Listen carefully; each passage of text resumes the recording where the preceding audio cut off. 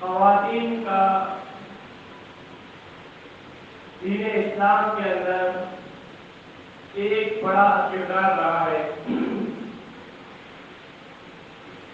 ہم اکثر سنتے ہیں خطبات کے اندر، دروس کے اندر صحابہ کرام کی جو دین کے لیے محنتیں تھی، بشارتیں تھی اور جو بھی ان کی کوششیں تھی، ہم اکثر سنتے ہیں جناب ابوبکر صدیق کے حوالے سے کہ کیسے انہوں نے اللہ کے نبی علیہ السلام کا ساتھ دیا، کیسے انہوں نے دھوپ پیاس برداشت کر کے ہجرت کا سفر کیا، سفر میں حضر میں ہر وقت اللہ کے نبی علیہ السلام کے ساتھ ہوا کرتے تھے، ان کو بھی جنت کی خوشخبری ملی۔ جناب عمر کا سنتے ہیں، ابو بکر کے بعد عثمان اور علی رضی اللہ تعالیٰ عنہ کا سنتے ہیں، دیگر صحابہ کا ہم تذکرہ سنتے ہیں۔ آج بیان کروں گا کہ جہاں پر صحابہ کرام نے، مردوں نے دین اسلام کے لیے قربانیاں دی، محنتیں مشقتیں کی، ظلم و ستم کو برداشت کیا، انہی کے ساتھ ساتھ شانہ بشانہ اور انہی کے ساتھ ساتھ جب اللہ کے نبی علیہ السلام نے دین کی دعوت دی، دین کا کام شروع کیا، تو ان عورتوں نے بھی دین کو قبول کرنے میں کوئی کسر نہ چھوڑی، جسے صحابیات کہا جاتا ہے۔ اللہ کے نبی علیہ السلام نے جب دین کی دعوت دی، اس دین پر لبیک کہا، اس دین کو قبول کیا، پھر قبول کرنے کے بعد ان توحید کے اوپر، دین کے اوپر گامزن ہونے کی وجہ سے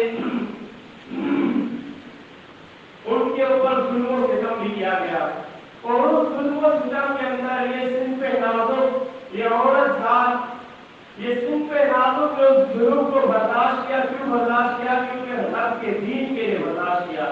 تو اللہ تعالیٰ نے بھی ان کی لاج رکھی اور اللہ تعالیٰ نے بھی ان کا ذکر کیا، ایسا ذکر کیا، ایسا ذکر کیا جو رہتی دنیا تک قائم و دائم رہے گا انشاءاللہ۔ پہلا موضوع یہ کہ خواتین کا دین اسلام کے اندر ایک بڑا حصہ ہے، بڑا ایک کردار ہے، اور دوسری بات کہ یہ بیان کروں گا اسی موضوع کے آخر میں کہ آیا کہ یہ ساری جو باتیں ہم بیان کریں گے، کردار ہے، خواتین کی جو سیرت ہے، صحابیات کی جو سیرت ہے، اور اتنا ظلم و ستم رہا، اتنا کچھ انہوں نے برداشت کیا، آیا کہ ایک عورت کے لیے دین کا سمجھنا کیوں ضروری ہے، دین پہ عمل کرنا کیوں ضروری ہے۔ اس عورت پہ صرف کام کاج کے لیے، گھریلو مسائل کے لیے رکھا جاتا، ان کو ان معاملات میں نہیں گھسیٹا جاتا، نہیں، اس موضوع پر بھی انشاءاللہ تعالیٰ روشنی ڈالیں گے۔ نبی علیہ السلام کی جب وحی کا سلسلہ شروع ہوا اللہ کے نبی کے اوپر، تو اس عورت نے سب سے پہلے اللہ کے نبی علیہ السلام کو حوصلہ دیا، وہ ہے امہات المؤمنین میں سے فاطمہ الکبریٰ رضی اللہ تعالیٰ عنہا۔ جب اللہ کے نبی علیہ السلام غار حرا میں جایا کرتے تھے اور جبریل امین نے ملاقات کی، اور جبریل امین کو جب پہلی مرتبہ اللہ کے نبی نے دیکھا، گھر آئے تو گھر کی حالت بڑی غمگین تھی، بڑی کشیدہ حالت تھی۔ اللہ کے نبی علیہ السلام گھر آ کر اور کہہ رہے ہیں سب ملونی، مجھے چادر اڑا، مجھے ایسا لگے مجھے کچھ ہو گیا۔ اللہ کے نبی علیہ السلام کی زوجہ فاطمہ الکبریٰ رضی اللہ عنہا کہتی ہے کہ کیا ہو گیا آپ کو؟ اللہ کے نبی نے پورا واقعہ سنایا، اس طرح سے میں نے ایک چیز دیکھی اور اس کے پر اتنے تھے کہ مشرق کو بھی گھیرا ہوا ہے، مغرب کو بھی گھیرا ہوا ہے، اور میں اس کو دیکھ کے ڈر گیا، خوف زدہ ہو گیا۔ اللہ کے نبی علیہ السلام کو اس عورت نے حوصلہ دیا کہ آپ غریبوں کی مدد کرتے ہیں، آپ تندرستوں کا ہاتھ پکڑتے ہیں، آپ ہر خیر کا کام کرتے ہیں، اللہ تعالیٰ آپ کو اس سے ضائع نہیں کرے گا۔ اس طرح سے آپ علیہ السلام کو اس عورت نے حوصلہ دیا۔ پھر اس عورت نے مزید اس کے علاوہ اللہ کے نبی علیہ السلام کا دل مضبوط کیا، اپنے جدہ بھائی کی بات لے گئے جو توراۃ کا عالم تھا۔ اس وقت اللہ کے نبی علیہ السلام سے بھیجے تو عالم کا ان کے پاس ہے کہ مسائل نے تو کہا کہ یہ ایسی نشانیاں ہے، ایسی چیز اللہ کے نبی علیہ السلام نے دیکھی جسے فرشتہ کہا جاتا ہے، اور یہ فرشتہ آپ سے پہلے دیگر انبیاء کے پاس وحی کا سلسلہ لے کر آیا ہے۔ اس طرح اللہ کے نبی علیہ السلام کو ایک عورت نے حوصلہ دیا، اور وہ ہے آپ کے ہمارے امام خدیجہ کبریٰ رضی اللہ تعالی عنہا۔ یہ ہے عورت کا کردار۔ پھر اس کے بعد جناب عائشہ رضی اللہ تعالی عنہ کی سیرت کو ہم دیکھیں۔ جناب عائشہ رضی اللہ تعالی عنہ اگرچہ دنیاوی معاملات میں اتنی کوئی بات ہوشیار نہیں تھی، اتنی کوئی مہارت کے کام ان کو نہیں آتے تھے۔ حدیث میں آتا ہے کہ اللہ کے نبی علیہ السلام فرماتے ہیں کہ جب عائشہ رضی اللہ تعالی عنہ کی رخصتی ہوئی تو وہ گھر کے اندر چھوٹی گڑیا کے ساتھ کھیل رہی تھی، اپنی سہیلیوں کے ساتھ گڑیا کے ساتھ کھیل رہی تھی، اور پھر ان کو اللہ کے نبی کے پاس شادی کا معاملہ ہوا، رخصتی ہوئی، وہاں چھوڑ کے گئی۔ کوئی دنیاوی معاملات اور ہوشیاری نہیں تھی، مگر دین کے معاملات کیسے تھے کہ دین کے معاملات اللہ کے نبی علیہ السلام کے جلیل و بڑے بڑے صحابہ کرام اللہ کے نبی علیہ السلام کے اما عائشہ رضی اللہ عنہا کے بعد آتے تھے اور سوالات پوچھتے تھے۔ مشہور حدیث ہم سنتے ہیں کہ 3 صحابی آئے اللہ کے نبی کے بعد، اللہ کے نبی کی غیر موجودگی میں اما عائشہ نے کہا کہ اللہ کے نبی علیہ السلام کی شب و روز کیسے گزرتے ہیں، دن کیسے گزرتا ہے، رات کیسے گزرتی ہے، گھر میں کیسے معاملات ہے۔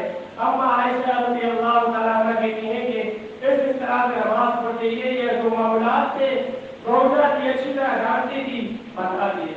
اب وہ تینوں اشخاص جو ہے تہیہ کرتے ہیں کہ جب اللہ کے نبی علیہ السلام معصوم اور خطا ہے، آگے پیچھے سارے گناہ اللہ نے معاف کیے، پھر بھی اتنی محنت کرتے ہیں دین کے لیے، اتنی کمزور کرتے ہیں۔ کہا کہ پھر ہم تو اس سے کہیں زیادہ محنت کریں گے کہ ہم ہر روز ایک ہر روز روزے رکھوں گا، کبھی میں روزہ نہیں چھوڑوں گا۔ دوسرے نے کہا کہ میں پوری رات اللہ کی عبادت کروں گا، اپنے اوپر رات کی نیند کو حرام کر دوں گا۔ اور تیسرے نے کہا کہ میں شادی شادی نہیں کروں گا، شادی کے بعد گھریلو معاملات ہوتے ہیں، کام کاج ہو، گھر والوں کی ذمہ داری، اس کی وجہ سے دین کے معاملات اٹھ جائیں گے۔ یہ تینوں نے اظہار خیال کر کے چلے گئے، پہلے میں جب ایسے کریں گے۔ اما عائشہ نے اللہ کے نبی کو کہا کہ اس طرح سے 3 صحابہ آئے تھے اور انہوں نے بات کہی۔ پھر اللہ کے نبی علیہ السلام نے ان کی اصلاح کی کہ اس طرح کے اعمال جو میں نہیں کرتا ہوں آپ لوگ کس طرح سے کرتے ہیں، ان کو سمجھایا۔ تو دین کے معاملات ایسے تھے کہ اما عائشہ رضی اللہ تعالیٰ عنہ ایک عالمہ تھی، فقیہ دین کی بڑی ان کو فقاہت تھی۔ اسی طرح آگے چلتے ہیں، ام ایمن رضی اللہ تعالیٰ عنہ جن کے بارے میں اللہ کے نبی علیہ السلام فرماتے ہیں کہ میری والدہ کے انتقال کے بعد یہ ام ایمن رضی اللہ تعالیٰ عنہ جو ہے میری ماں کی جگہ پر ہے۔ ام ایمن رضی اللہ تعالیٰ عنہ کے لیے یہی شرط کافی ہے کہ پیارے پیغمبر اس کو اپنی ماں کا مرتبہ اور مقام دے رہے ہیں۔ جب اللہ کے نبی علیہ السلام کی والدہ کا انتقال ہوا، درمیان سے واپس آ رہے تھے، راستے میں انتقال ہوا، تو ام ایمن رضی اللہ تعالیٰ عنہ نے ان کی پرورش کی، اور پرورش کی ایسی پرورش کی کہ نبی علیہ السلام ان کے بارے میں کہتے ہیں کہ میری ماں کی جگہ پر یہ ام ایمن ہے، میری والدہ کی جگہ پر یہ میری والدہ ہے۔ اور نبی علیہ السلام کی یہ پیاری صحابیہ رضی اللہ تعالیٰ کا ان کا کیا کارنامہ تھا؟ ایک تو یہ نبی علیہ السلام کی پرورش میں ان کو شرف حاصل ہے کہ اللہ کے نبی کو ان کے پالا، اور دوسرا یہ کہ اکثر موقعوں پر انہوں نے اللہ کے نبی علیہ السلام سے حدیث روایت کی ہے، جس طرح اما عائشہ رضی اللہ تعالیٰ عنہ سے دیگر روایات موجود ہیں۔ ام ایمن رضی اللہ تعالیٰ عنہ سے بھی احادیث سے کہیں زیادہ احادیث روایت کی گئی ہے۔ اما عائشہ ام حبیبہ اور دیگر صحابیہ جو ہے روایات کرتی ہے۔ ام ایمن رضی اللہ تعالیٰ عنہ جہاں پرورش اور گھر کا معاملہ تھا، اس کے ساتھ ساتھ اللہ کے نبی علیہ السلام کے ساتھ جنگ بدر میں، جنگ خیبر میں اور جنگ حنین کے اندر بھی شریک تھی۔ کہ وہاں جہاد کے میدان میں وہ جایا کرتی تھی. صرف صحابہ ہی نہیں جاتے تھے جہاد کے میدان میں, اللہ کے نبی کا حکم ہوتا تھا صحابیہ بھی جاتی تھی. اور ان کی کیا ڈیوٹی ہوتی تھی؟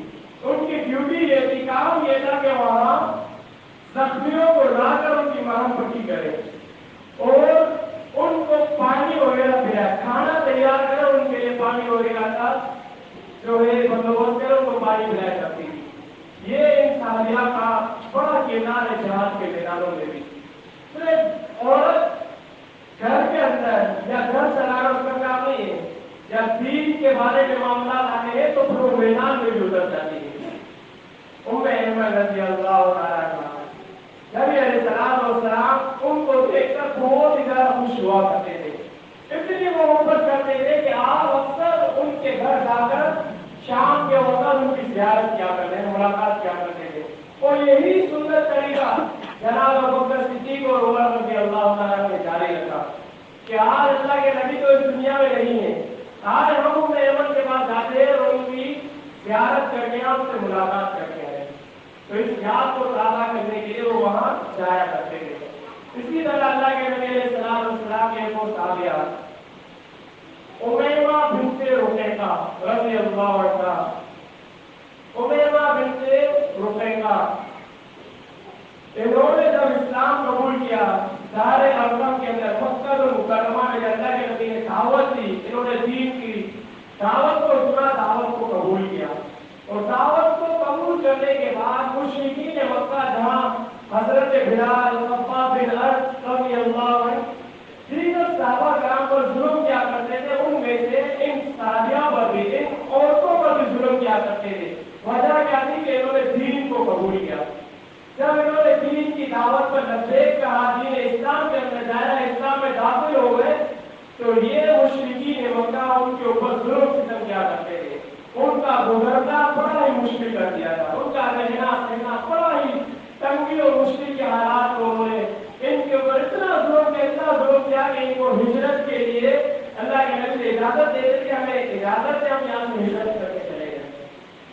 امیمہ بنت رقیقہ رضی اللہ عنہا, یہ صحابیہ صرف دین قبول کر کے اپنے گھر میں نہیں بیٹھی رہی, بلکہ دین اسلام کے لیے بڑے کارنامے سر انجام دیے, بڑے کام کیے, بڑے ان کی شجاعت اور بڑے ان کے واقعات ہیں.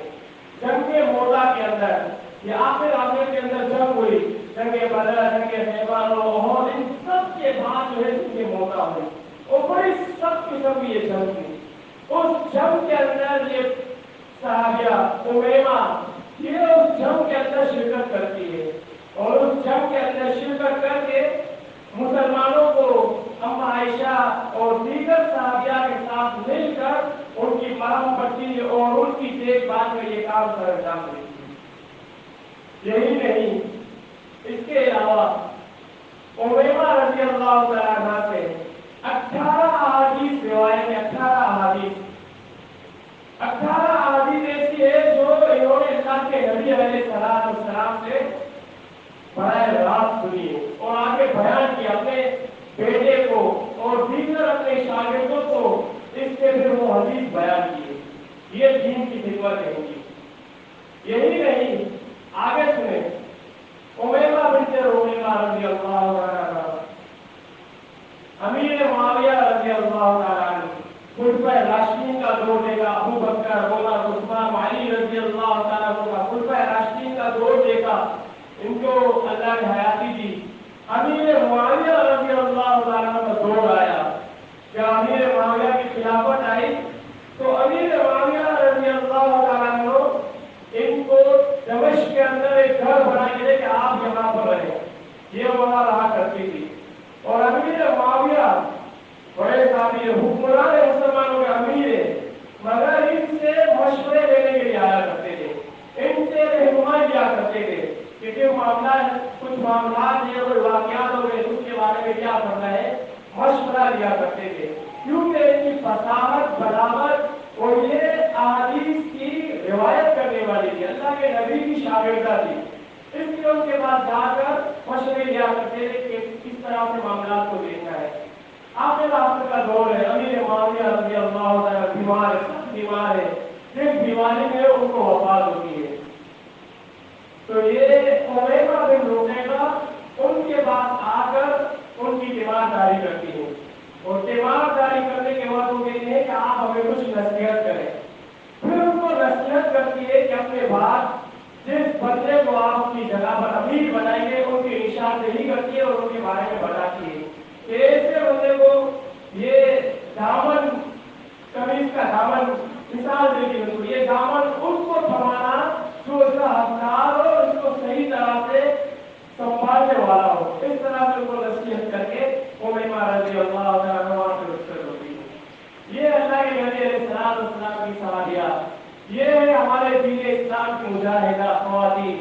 صرف گھر چلانا نہیں ان کا کام، صرف گھر میں بیٹھے ہوئے بال بچوں کو گھر کے کام کاج کرنا نہیں، بلکہ احادیث سنی پڑھی اور اس کو روایات کی۔ یہ بڑا شرف کا کام ہے، بڑی سعادت مندی کا کام ہے کہ اللہ کے نبی سے براہ راست حدیث سن کر انہوں نے بیان کی۔ ایک اور صحابیہ افرا بنت عبید الانصاریہ، افرا بنت عبید الانصاریہ رضی اللہ تعالی عنہ،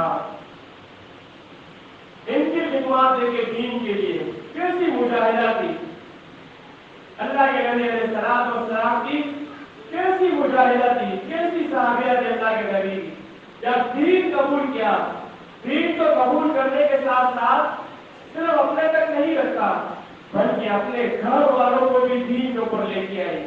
ان کے 7 بیٹے تھے، 7 بیٹے تھے، اور اپنے 7 بیٹوں کے ساتھ جنگ بدر کے اندر یہ شریک ہوتی ہے۔ اللہ کے نبی علیہ السلام کے ساتھ جب حق و باطل کا پہلا معرکہ ہوتا ہے جنگ بدر، بڑا سب شروع کے معاملات ہیں، ابھی مسلمان اتنے پاور میں بھی نہیں ہے، طاقت میں بھی نہیں ہے، ساز و سامان اتنا نہیں ہے۔ اس وقت یہ عورت افرا رضی اللہ عنہ یہ اللہ کے نبی علیہ السلام کے ساتھ جنگ بدر کے اندر شریک ہوتی ہے اور اپنے 7 بیٹوں کو لے کے جاتی ہے۔ بڑا شرف کا کام ہے، بڑی اللہ کی طرف سے آتا ہے کہ جنگ کے اندر ایک کو رخصت ملے یا 2 کو ملے، مگر اپنے 7 بیٹوں کے ساتھ خود بھی شریک ہو جاتی ہے۔ آپ اندازہ لگائیں آج کی عورت کے ساتھ، میری ماں بیٹے بھی یہ بات بول سکتے کہ آج وہ عورت جو 7 بچوں کی ماں ہو، اس کی کتنی عمر ہوگی، اس کی کیا جسمانی حالت ہوگی، اس کی کیا پوزیشن ہوگی اس وقت۔ اور پھر جنگ کا میدان ہے، کوئی سیر و تفریح کی بات نہیں ہے، کوئی گھومنے پھرنے کا معاملہ نہیں ہے، اپنے 7 بیٹوں کے ساتھ جنگ بدر کے اندر شریک ہو رہی ہے۔ یہ جنگ بدر کہاں ہے؟ یہ عرب کا وہ علاقہ ہے جو بڑا پتھریلا ہے، وہ بڑا سخت ہے، جو لوگ وہاں گئے جانتے ہیں اچھی طرح، بڑا سخت علاقہ ہے، پتھریلا پہاڑے اور اس طرح کے پتھر وغیرہ ہے۔ اپنے 7 بیٹوں کو لے کے جاتی ہے۔ پھر اللہ نے ان کو ایسا ہی کمال اور عطا نہیں کیا، ایسے ان کو مقام و مرتبہ نہیں دیا۔ جب جنگ بدر ہوتی ہے، جنگ بدر میں ان کا کام ہوتا ہے کہ دیگر صحابیات مجاہدہ کے ساتھ مل کر کھانا تیار کرے اور ان کے لیے زخم اور یہ ان کا اہتمام اور پانی وغیرہ کا اہتمام کرے۔ زخمیوں کا دیکھ بھال سب کچھ ان کو کرنے کے بعد ان کے لیے جو سامان ہے وہ مہیا کرے۔ بیٹوں کا کیا کام تھا؟ 7 بیٹوں میں سے 3 بیٹے جنگ بدر کے اندر شہید ہو رہے۔ مشہور واقعہ آپ نے سنا ہوگا معاذ اور محبت کا، یہ بھی اس مجاہدہ کے بیٹے ہیں، اور معاذ محبت کے 3 بیٹے ہیں۔ یہ 3 بیٹے جنگ بدر کے اندر شہید ہو جاتے ہیں۔ اب 7 بیٹے ایک ساتھ جنگ بدر کے اندر شریک ہیں، اور ان 7 میں سے 3 بیٹے جنگ بدر میں شہادت نوش فرما جاتے ہیں، اور 4 بیٹے جو ہے اپنی والدہ کے ساتھ واپس آتے ہیں۔ اور یہ 4 بیٹے یہ نہیں کہ جنگ کے بعد آئے پھر بیٹھ گئے نہیں، پھر جنگ حنین تک اللہ کے نبی علیہ السلام کا ساتھ دیتے ہیں۔ اور یہ مجاہدہ بھی اس وقت تک اللہ کے نبی علیہ السلام پر جب بھی جہاد لے جاتا ہم عائشہ کے ساتھ اللہ کے نبی کے ساتھ یہ جہاد کر کر جاتی تھی۔ یہ 3 بیٹے شہید ہوتے ہیں۔ جناب معاذ و معوذ سے بڑے سردار، کفر کا بڑا سردار ابو جہل، جسے اس وقت اللہ کے نبی علیہ السلام جب آئے اس کی والدہ کو تسلی دینے لگے تو کہا کہ اللہ کا شکر ہے تمہارے بیٹوں نے اس امت کے فرعون کو قتل کیا ہے۔ اس امت کا فرعون یعنی کفار کا جو سردار تھا ابو جہل، اس کو ان دو بچوں نے، ان کی عمر بھی کم تھی، ان دو بچوں نے واسطے جہنم کر دیا۔ اس والدہ کو آ کر تسلی دی، اس والدہ کا کیا عالم ہوگا، اس کی کیا حالت ہوگی جس کے تین بچے ایک ساتھ دنیا پہ رخصت ہو گئے، شہادت، تین بچے ایک ساتھ شہادت نوش فرما گئے، کیا حالت ہوگی۔ آج کی عورت ہوتی تو واویلا کرتی، مسجد والوں پر شو، دین اسلام کے اوپر شو، قرآن یہ بول بھی ایسے ہوتے ہمارے بچوں پر بڑھاتے رہتے ہیں۔ آج ہماری خواتین کا تو یہ حال ہے، اگر بچہ تھوڑا نہ مسجد سے لیٹ ہو گیا تو مسجد کو برا بنا، مدرسے کو برا بنا، یا دین کے اوپر کے دین ایسے اور اس طرح سے باتیں شروع ہو جاتی ہیں، تبصرے ہوتے ہیں پھر۔ تو تین بچے ایک ساتھ شہادت، کتنا بڑا عظیم ثواب ہے، کتنا بڑا مقام ہے۔ اللہ نے ایسے سے مقام نہیں دیا، انہوں نے قربانیاں دی، دین کے لیے نکلے تو اللہ نے پھر ان کو اتنے بڑے بڑے مقامات دیے۔ آج ہم نے نہیں دیکھا اسراء رضی اللہ تعالیٰ کون تھی، کون معاذ، کون محمد، مگر جب ہم قرآن پڑھتے ہیں ان کی بشارتیں سامنے آتی ہے، جب ہم حدیث پڑھتے ان کا نام سامنے آتا ہے، خود بخود نہ چاہتے ہوئے بھی ہر اس شخص کے منہ سے دعا نکل جاتی ہے، رضی اللہ عنہم ورضوا عنہ۔ ایسے ہی نہیں ہوا، بڑی قربانیاں دی۔ پھر اس کے بعد ایک اور صحابیہ ام سلیم رضی اللہ تعالیٰ کا، ام سلیم یہ کون ہے؟ یہ انس بن مالک، چھوٹا سا بچہ ہے جو 10 سال کا ہے، کہتا ہے کہ 10 سال کا تھا، میری والدہ مجھے ہاتھ سے پکڑ کر لے کر آئی، ام سلیم رضی اللہ تعالیٰ، بڑی قربانی دی انہوں نے۔ اللہ نے پھر ان کی قربانی کو ضائع نہیں کیا، رائگاں نہیں جانے دیا۔ ام سلیم انس بن مالک کی والدہ ہے، کہتا ہے کہ جب میں 10 سال کا تھا میری والدہ مجھے لے کر آئے، اللہ کے نبی علیہ السلام کے ساتھ پیش کیا کہ اللہ کے نبی آج سے یہ آپ کا خادم ہے، آج سے یہ بچہ آپ کے حوالے ہے، یہ آپ کے ساتھ رہے گا، آپ کی خدمت کرے گا۔ وقف کر کے اپنے 10 سال کے بچے کو، اپنے 10 سال کے بچے کو اللہ کے نبی کی نظر کر دیا کہ یہ آج سے آپ کا ہو گیا، اس سے دین کی خدمت دیجیے۔ پھر انس بن مالک رضی اللہ تعالیٰ عنہ، ایسے ہی نہیں ہوا کہ 10 سال کی عمر میں اللہ کے نبی کے ساتھ زندگی گزاری اور ایسے ہی چلا گیا، کہیں احادیث ابو ہریرہ کے بعد انس بن مالک سے احادیث روایات ہے، کہیں ساری احادیث سے انس بن مالک سے روایات کی۔ ام سلیم کا واقعہ سنیں۔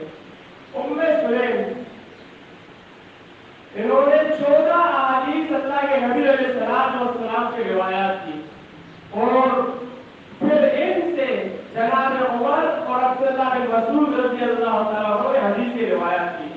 کتنا بڑا شرف کا مقام ہے کہ جو امیر المومنین ہے جناب عمر، عبداللہ بن مسعود، بڑے صحابی ہے، ذلیل و قدر صحابی ہے، وہ ان کے شاگرد ان سے حدیث پڑھ رہے ہیں، یہ بڑا مقام ہے۔ اللہ کے نبی علیہ السلام کی 14 احادیث روایات کرتی ہے ام سلیم رضی اللہ تعالیٰ عنہ۔ انس بن مالک رضی اللہ تعالیٰ عنہ جب اللہ کے نبی علیہ السلام کے ساتھ کہیں بھی کوئی معاملہ ہوتا ہر وقت خدمت کے لیے حاضر ہوا کرتے تھے، اور اللہ کے نبی علیہ السلام کے صحابیہ اللہ کے نبی علیہ السلام کے ساتھ ساتھ جنگ بدر، جنگ احد اور دیگر جنگوں کے اندر یہ صحابیہ کے ساتھ شریک ہوا کرتی تھی۔ یہ ایک بڑی بڑی صحابیات کے واقعات مختصر میں نے چند کے ذکر کیے۔ یہ صحابیات کی زندگی، یہ ہماری جو خواتین جو اسلام کی مجاہدہ ہے وہ ہمارے لیے راہ مثل ہے۔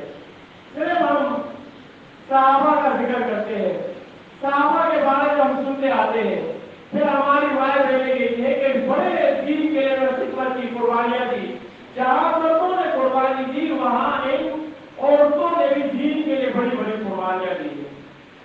یہ کس لیے؟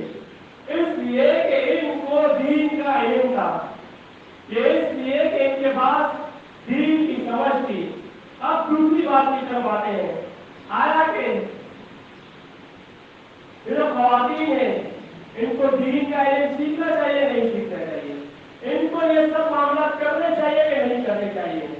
حدیث آپ کے سامنے ہے کہ اگر یہ دین نہیں ہوتا، اسلام نہیں ہوتا، شریعت نہیں ہوتی، تو آج اس عورت کے اوپر سب سے زیادہ، جانوروں سے بھی زیادہ بدتر ظلم و ستم ہوا کرتا تھا۔ اللہ کے نبی علیہ السلام کی بعثت سے پہلے یہودیوں کے اندر جب عورت حیض سے ہوا کرتی تھی، یا وہ عورت جو نفاس کی حالت میں ہے، یا جس کا شوہر فوت ہو گیا، تو یہ کیا کرتے تھے؟ اسے ملعون سمجھتے تھے، اسے ناپاک اور پلیت سمجھتے تھے، اور اسے ایک کمرے کے اندر بند کر دیا کرتے تھے، اور اس کمرے کے اندر بند کر کے اپنا کھانا پینا رہے سے سب کچھ الگ کر دیتے تھے، اور اس کو کھانا پینا اس کمرے کے اندر دیا کرتے تھے۔ جب وہ پاک ہوتی تھی، جب اس کی ناپاکی والے دن ختم ہوتے تھے اور وہ اپنی عزت پوری کر لیتی تھی، اور جب وہ باہر نکلتی تو اس کو ایک پرندہ دیا جاتا، اور اس پرندے کو اپنے جسم پر رگڑ رگڑ کے اپنے آپ کو پاک کرتی، صاف کرتی تھی، اپنے میلے کچے کو، جسم کو، اپنے میل والے جسم کو صاف کرتی تھی اس پرندے کے ذریعے سے۔ یہ ظلم ہوا کرتا تھا عورتوں کے ساتھ۔ یہی نہیں، جب کسی گھر کے اندر بچی پیدا ہوتی تھی تو اس کو زندہ دفنا کیا جاتا تھا، اتنا ظلم ہوا کرتا تھا۔ جب یہ دین آیا، جب دین اسلام آیا تو اس نے بتایا کہ عورت کا بھی ایک مقام ہے اس نوع بنی آدم کے لیے۔ انسانیت کی جو پرورش ہے، بچپن سے لے کر اس بیج کو جو زمین میں بویا جاتا ہے، اس بیج کی ایک کوپل، ایک چھوٹا سا ایک پودا نکلتا ہے، اس پودے سے لے کر تنے سے درخت بنانے تک جتنی محنت، جتنی ذمہ داری عورت کی ہے وہ ایک مرد کی نہیں، کہیں زیادہ اس عورت کی ذمہ داری ہے اس بنی انسانیت کو آگے بڑھانے کے اندر۔ بات سمجھنی ہے، جب عورت کو دین سیکھنا لازمی نہیں ہوتا تو پھر آپ دیکھیں کہ جب عورت گھر کے اندر بچہ پیدا ہوتا ہے، اس بچے کو کتنا دودھ پلانا ہے۔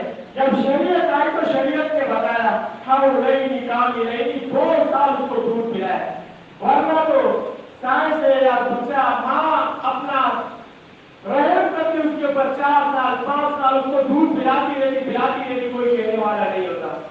شریعت نے، دین نے اسے تعلیم دی کہ جب بچہ پیدا ہو اس بچے کی پرورش کیسے کرنی ہے۔ جب بچہ پیدا ہوگا تو 40 دن تک کس طرح سے تمہیں لینا ہے، ناپاکی ہے، نماز معاف ہے، روزہ معاف نہیں ہے، نماز معاف ہے، نماز کی تم قضا نہیں دو گی، اگر ان دنوں روزہ ہے روزہ بعد میں دو گی۔ یہ کون کہتے ہیں؟ دین اسلام نے آگے سکھایا۔ عورت ہے، فطری ہو، فطرت میں اس کے اللہ نے رکھا ہے، وَيَسْأَلُونَكَ عَنِ الْمَحِيضِ قُلْ هُوَ أَذًى فَاعْتَزِلُوا النِّسَاءَ، کہ جو اس کو مہینے کے اندر ایام آتے ہیں، اگر یہودیوں کے اندر ہوتے تو اس کو الگ جدا کرتے تھے، مگر دین اسلام نے آگر اس کو بتایا کہ جب اس طرح حیض کے معاملات ہوں گے تو آپ کو کس طرح رہنا ہے، آپ کو کیا کیا کام کرنے ہیں، کیا کیا کام نہیں کرنے ہیں۔ آپ رہ بھی سکتی ہے، آپ گھر میں آنا جانا کھا بھی سب کچھ کر سکتی ہے۔ یہ آپ کو دین اسلام سکھا رہا ہے کہ آپ کون سی چیز اس ایام کے اندر نہیں کر سکتی اور کون چیز کر سکتی ہے۔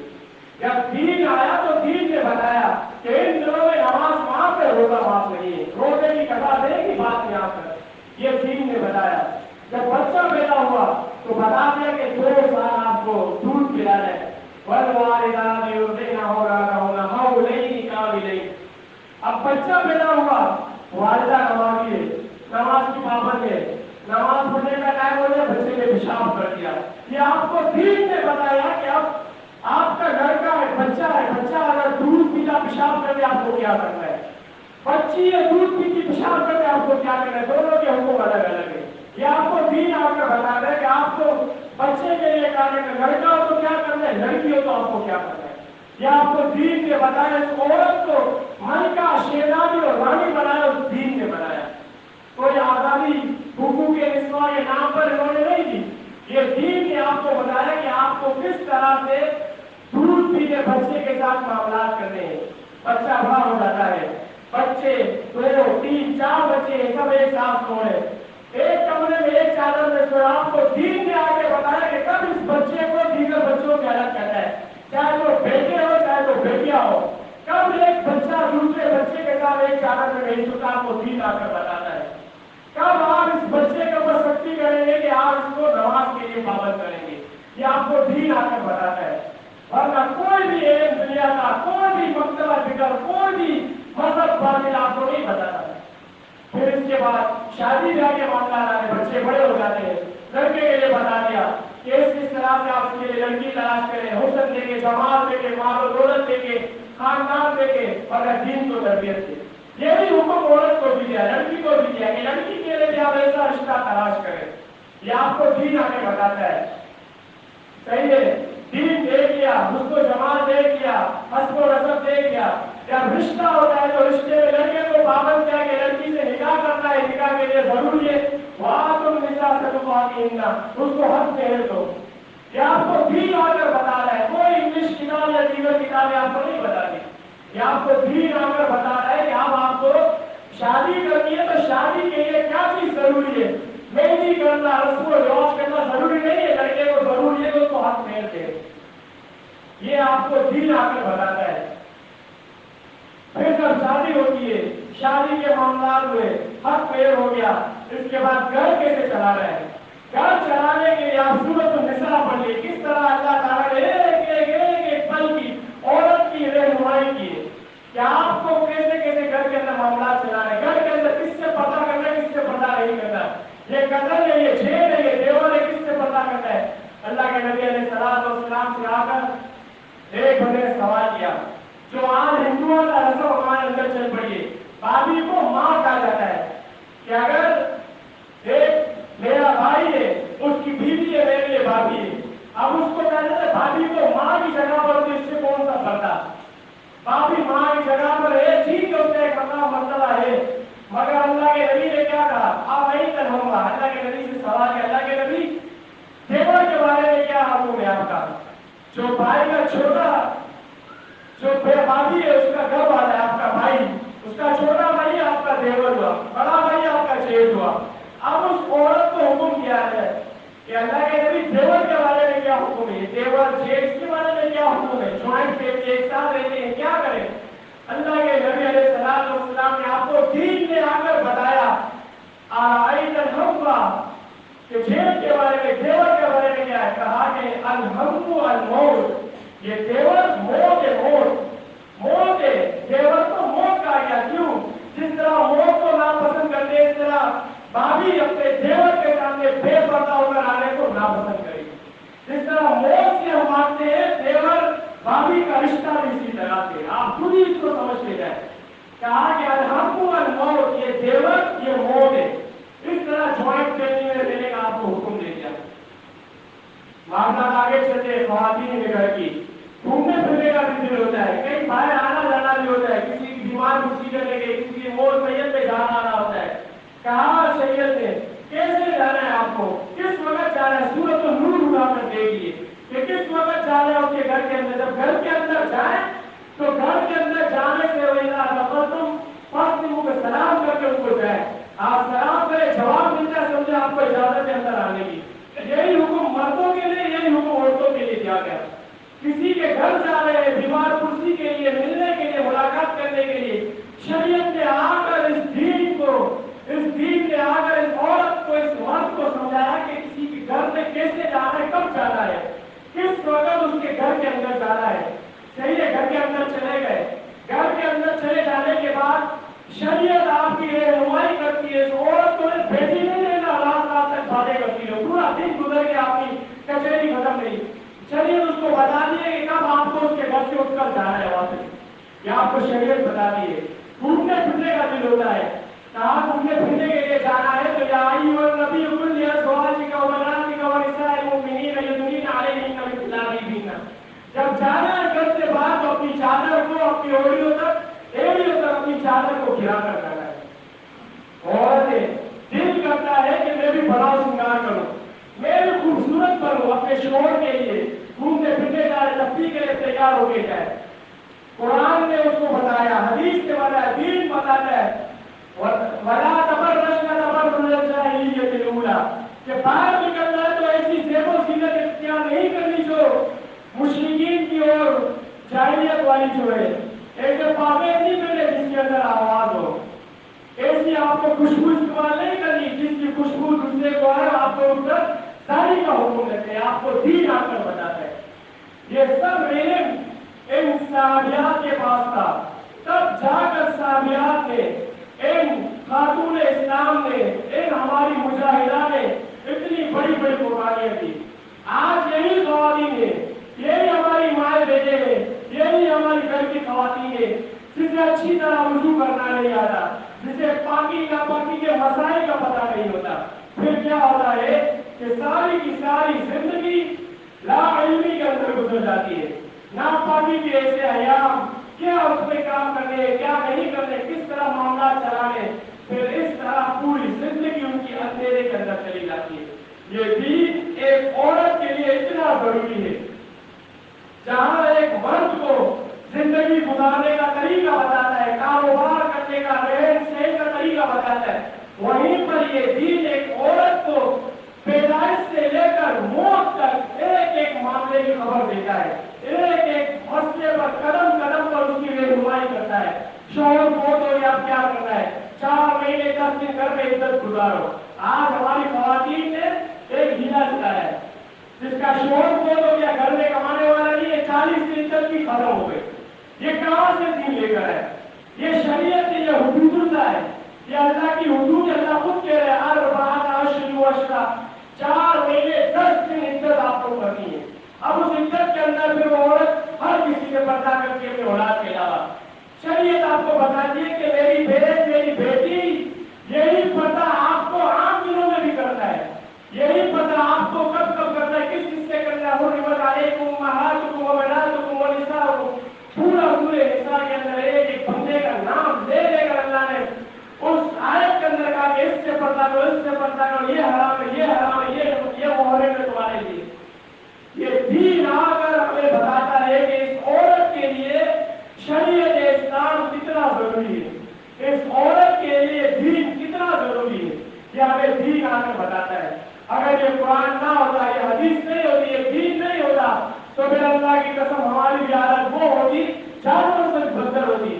پھر ہماری گھر کی خواتین حقوق نسواں کے نام پر کتنا بھی بار نعرے یا کتنی بھی ریلیاں کیوں نہ نکالے، پھر وہ حقوق نہ ملتے جو ان کو ملکہ اور شہزادیوں والے حقوق اللہ نے دیے۔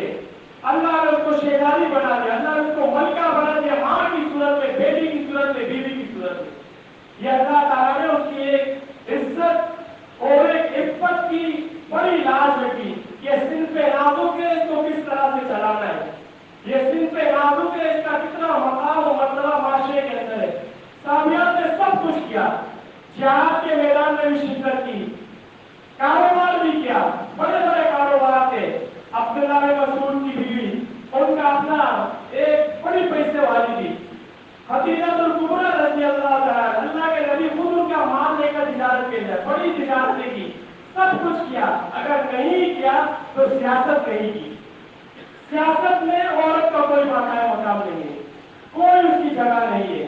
شریعت کے اندر ہر میدان میں عورت کو ہر میدان میں جگہ دی گئی، تربیت و علومات کے حوالے سے، گھر والوں کے حوالے سے، دین کے حوالے سے، پڑھنے پڑھانے کے حوالے سے، دعوت و تبلیغ کے حوالے سے، ہر میدان میں عورت کو اللہ تعالیٰ نے حق دیا ہے، باؤنڈری بتا دی کہ بھئی یہ لائے ہے، اس کو قیاس مت کرنا۔ اگر نہیں کیا تو کہا رجالکم قوامون علی النساء، حکمران جو ہے وہ مرد مرد ہوگا، اگر پاور چلے گا تو مرد کا چلے گا، اور اس کی ماتحتی میں لے کے کام کر سکتی ہے۔ اگر یہ دین ہوگا، یہ علم ہوگا، تو ہمارے گھر کی خواتین ملکہ ہوگی، رانی ہوگی، شہزادی ہوگی۔ پھر ہمارے گھر کی عورت کسی بازار کی زینت نہیں ہوگی، کسی جلسے گاہ کی زینت نہیں ہوگی، کسی سیاسی یا کسی بھی طرح کے جو جلسے جلوس ہوتے اس کی زینت نہیں ہوگی۔ پھر آپ کے اور میرے گھر کی جو زینت ہوگی وہ قرآن اور حدیث کے موافق اللہ اور اس کے رسول کو گھر کو آباد کرنے والی ہوگی، گھروں کو آباد کرے گی، مدرسے کے مدرسے بڑے بڑے جامعات چلانے والی ہوگی۔ پھر اس طرح سے آپ کا دین آپ کی رہنمائی کرے گا۔ بس یہ چھوٹی سی بات ہے، مختصر سی بات ہے، جہاں صحابہ کرام کی بڑے قصے ہیں کہ انہوں نے دین کے لیے بڑی محنت کی، بڑے واقعات ہیں، وہاں ان صحابیات کے لیے صرف ضرورت کا مطالعہ کریں، کسی ایک صحابیہ کو لے لیں، اس کی سیرت دیکھیں تو ہم سب کی سب سیرت کا اندازہ لگا سکتے ہیں کہ دیگر صحابیات اللہ کے نبی کے دور میں کس طرح انہوں نے اپنی زندگی کو گزارا۔ اللہ تعالیٰ ہمیں صحیح معنوں میں عمل کرنے کی توفیق عطا کرے۔ اللہ فرمائے ہمارے گھر کی خواتین کو صحیح معنوں میں قرآن حدیث سیکھنے اور اس پر عمل کرنے کی توفیق عطا فرمائے۔ وآخر دعوانا الحمدللہ۔